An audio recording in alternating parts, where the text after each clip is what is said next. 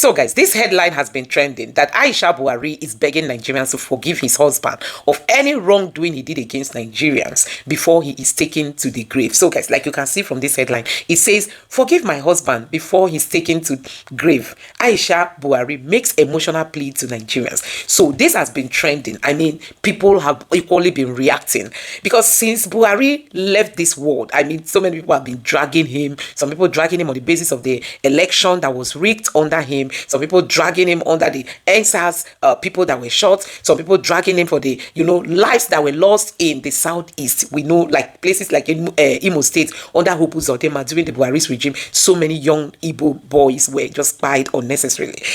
A whole lot. People are dragged. Is it the money he borrowed? Is it, oh my God, a whole lot of things. And Aisha Buhari is begging Nigerians. She said her husband told her that if he dies before he's buried, that they should ask Nigerians for forgiveness. Why did Buhari not come out himself? If he feels he has wronged Nigerians, why didn't he come out to ask for forgiveness? And who knows this forgiveness? Is he asking for this forgiveness because he knows that the Tinubu he brought into power is a disaster?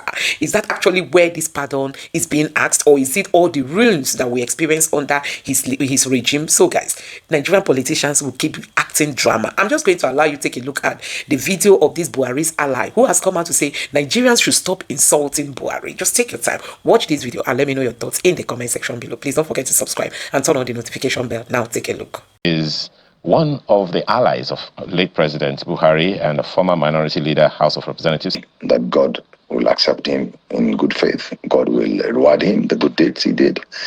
And the not so good ones, or those that is some infringement here and there, may God forgive him. One of the information that is making the rounds now, Mr. Liu, is that one where some people are saying that maybe he was really aware that he ruffled quite a number of feathers and he's asking people to forgive him and all of that. One of the impressions that creates, Mr. Liu, for a good number of people would be perhaps the office of leader, the position of a leader, and the office of president or head of state, whichever one it was, must have been a lot more trying than people were aware of when he was in office. Well, absolutely. I can, first of all, tell you that each and every one of us must. So we that are in position of leadership, or we want to be leaders, we should be careful that there will be an end to all these things. Death is inevitable. So life is transient. Whatever situation you find yourself now, you are a president, you are a governor, you are what you are, death will come to you. In this country, we lost Murtala Mohammed, we lost Shana Khan, we lost Shagari, we lost Abacha. Now we've lost Buhari. So those in authority today, someday, one day, they will also die. So they should take this as a lesson. And look, if you look at social media, you will find there are so many people that are raining insults, on the president, late president. It's unfortunate. So the leaders that are alive today should take lessons from these kind of things. There are some that will never forgive you. So Absolutely. Even because of those ones, try Absolutely. To do the best you can. Well, there's so much to say, Mr. Liu. I've had, done something wrong to somebody, but more so if you're a leader. And also, I can confirm and confess to you that truly, when politicians are campaigning, there are certain things that you assume, certain things you don't know, certain things that you thought were not done right. And when you get there, by the time the facts stare you at the face, then you will start realizing that, well, probably the person before you wasn't extremely all along wrong. So, of course, in managing people and so on, resources of the country, diversity, there are people certainly that will feel aggrieved. And so whether he thinks that he did that or he didn't, he knew. He knows, all of us, you and I, all of us know that you cannot come to this world and go out, pass without doing anything that is wrong to yourself, to God, to the people. So it's all part of life that, you should ask for forgiveness. There are some thoughts that crossed my mind, Mr. Liu, about the former president. One of the questions that I was asking, what are some of the decisions that he took, or some of the interventions that he took, while maybe as head of state or as, civilian president, that many people don't even know how much it rescued Nigeria or helped or harmed. There are those who would not forget the fact that he interjected the Second Republic. But it was at a time when the political class was, for the want of a better word, running riots. Civil society organizations were all over the place. And it was about that time that he came up with what Mr. Babatunde Fashola also referenced, which is the War Against Indiscipline initiative of his government of the day. There are quite a number of things that must have been done, which are usually misrepresented or misunderstood. Is there a lesson there for leadership? Yeah, let me give you a classical example. You remember back in the days when he was a military ruler, that's the days of war against indiscipline.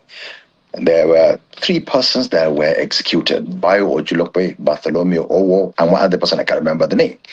They were executed for drugs, and I think 1 or 2 of them were executed, with a retroactive law, which they committed the offense before the decree was promulgated. I remember very well, I asked him that. He said that, yes, that he was in Ilorin on a visit when they brought the death warrant. But God knows his intention was to cleansing Nigeria of drugs at that time. And if you remember, for those of us that were around, definitely this country was going down in terms of drugs and so on, and what's happening today. So if that kind of thing has continued, probably Nigeria would have been a better place in terms of drugs and so on. So these are some of the things that, as a leader, there are certain things that you will take, and people may misunderstand, but it's for the good of the people, for the good of society. These kind of things and so on. And then, you also remember he was asked that if you come back, what will you do differently? He said that a lot of things he will do them the same, because at the circumstances when things were brought before you, you do what you think is right. And honestly, I can tell you that he's one man who will never, ever do anything that he thinks is wrong. So whatever decision he took, at the time he took those decisions, I am sure between him and his God, he thought that was the best thing to do. And then it's for the good of the people. So, it's part of governance, certainly. There are some consequences that, will come with the actions you take or you have not taken. And it's quite a huge conversation here, Mr. Aliyu.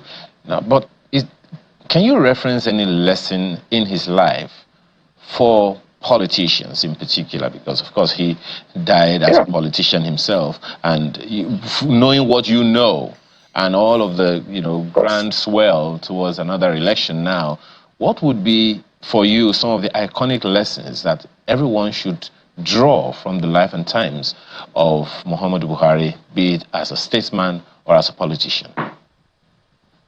Yeah, you see, part of the things that we learned from him, which I think politicians should continue to do, if you believe in your God and in your people, persevere, be patient, be dogged. Because I remember in 2003, I started with him from day one. In 2003, 2007, 2011, there was no state we did not go to. In fact, 95% of where we visited, we drove. We went by road, crisscrossed this country, and all it was in belief that, look, if you want to govern people, you should get to them, you should visit them. So politicians should learn that, look, if you believe in something, go for it. If you definitely think what you're going to do is for the good of your people, and ultimately it's God Almighty, you should go ahead and do it. So perseverance, doggedness, persistence, and patience. So politicians should try to be patient with one another, with the country, with the system, and try to make good of it, and try to make it good as well. So these are things that we have learned from him. No matter how bad the situation is, don't give up. Even if you feel like giving up, try to rise up again. Another thing that one may want to draw, Mr. Aliyu, is, the selection of people that have to be around you. That we recall the former president having to call security, the heads of security apparatus to his office like more than once to tell them to deal with the insecurity in the country at the time. And in fact, there are even cases that some people say that some things happened. You may have heard our previous speaker say that some of the decisions that were taken, or some of the actions were taken under him that he himself was not even aware. There were not things that were intended by him, but they happened under, his watch and all. So sometimes it raises questions about the kind of people that leaders must surround themselves with, and some that will creep in without the leader knowing. It's usually, at the end of the day, as Mr. General Babangida had said, whatever decision taken under him was his responsibility, right or wrong, Mr. Liu. But it is true, and unfortunately, as a leader, there are certain things that, yes, you might not know when it happens because the things are just too many. And there are also people that are attached to the office. And there are people that follow the office. Whoever is there. They were there when Obasanjo was around. They were there when Aradua, Goodluck Jonathan, all of them. So, and now they are also there when Tinubu is around. So these are things that you cannot do away with the office, unfortunately. And it happens all over the world, But then if you have the good intention, these are the infractions that people should also look and forgive our leaders, when they do things unintentionally. Like as human beings, you are not infallible. And then as human beings, you could do something by mistake. But I don't think there's any leader whatsoever that will do anything deliberate to hurt his people. No leader will do that, certainly. So, but then at the same time, just like what you said, IBB said, whatever happens, the buck stops on your table. So you bear the consequences and the responsibilities. So, this is also a lesson to us. We should understand that, look, we should not aspire to become leaders if we're not able to do with these consequences. Because, of course, you will ask for forgiveness and so on. There are still some that will not forgive you, unfortunately. But in our own religion, if you forgive, God will also give you reward and forgive you for somebody else's sin. So, but then there are, of course, so many people that were hurt, when Buhari was around. Yeah, but you cannot govern and say that everybody, whatever you do, everybody agrees with what you've done. But then God works with intention, what's on your mind. So at the time you're taking a decision, were you doing it for the good of the people? God knows. If you're doing it for personal interest, God knows also. So I think people should think before you go into leadership. Are you willing to live with this kind of thing? Because you could even be alive, leave office, then things will start coming back to you. I should have done this way, I should have done that way, and so on and so forth. So people should think that, look, ultimately there is death. And when you die, when one dies, it is just between you and your God Almighty. So guys, let me quickly take you through some of the reactions coming from this post where Aisha Buhari is saying Nigerians should forgive her husband. That was actually the instruction she received from her husband, to tell Nigerians that they should forgive him. This one says, hating on Igbos to a point you call the Southeast a dot, thereby creating division and hate as president instead of doing things to unite the country. It's not a mistake, and we won't make the mistake of forgiving him or rewriting history. The father of nepotism. This is a man who bring down fuel and dollar price, but ended up quadrupling it. Let's not talk about his love for Islamic terrorists. I hope the heavens treat him exactly the way he treated Nigerians. This one is powerful, God. That's how this guy reacted. Another person said, I am from the dot in a circle. I wonder if he had said same of Fulani if they will forgive. Should I take El-Rufai's statement as a fact that they wouldn't, or should I forgive and expect forgiveness when they say my own? You cannot beat a child and tell him not to cry. Only the universe and perhaps God or the gods can forgive Buhari for the scale of destruction he unleashed upon Nigerians, especially on the people of the Southeast Nigeria.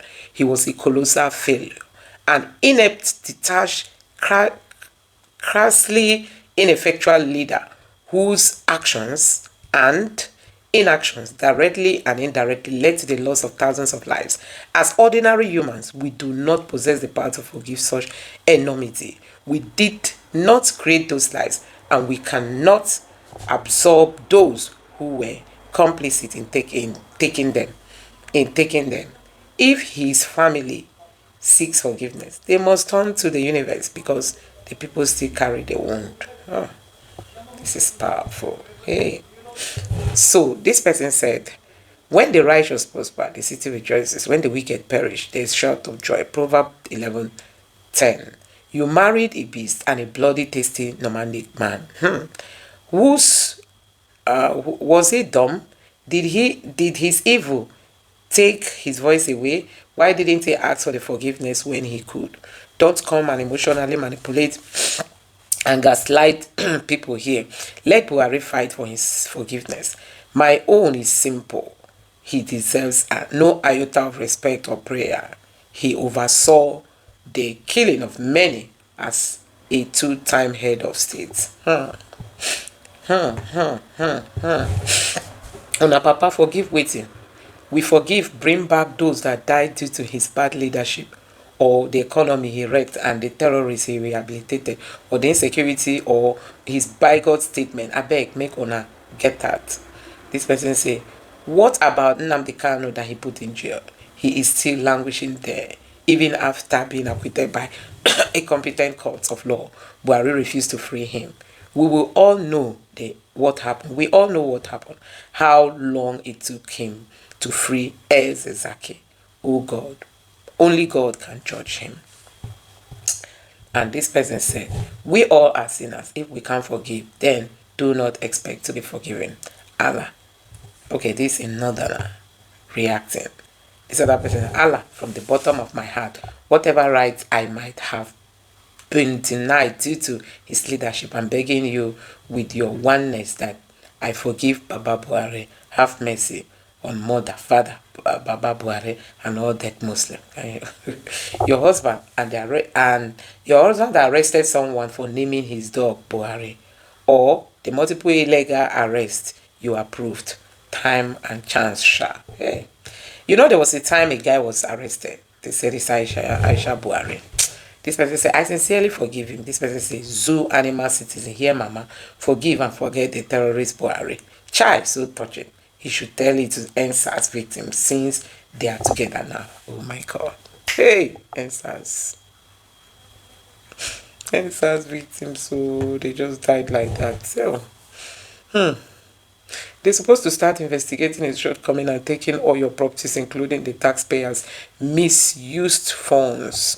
Anyway, guys, let me know your thoughts in the comment section below. Please don't forget to subscribe and turn on the notification bell. Thank you.